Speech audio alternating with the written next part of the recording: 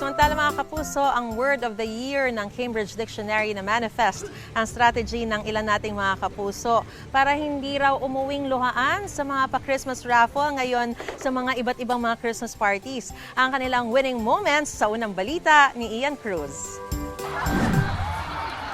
Pambihirang papremyo,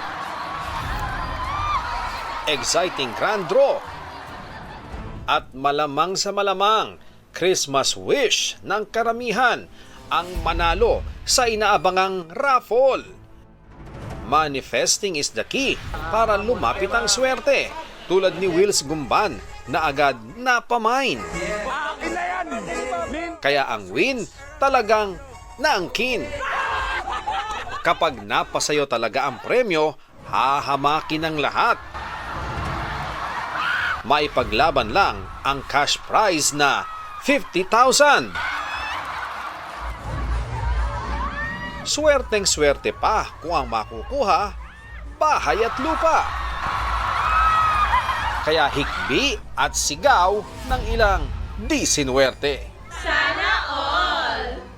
Ito ang unang balita. Ian Cruz para sa GMA Integrated News.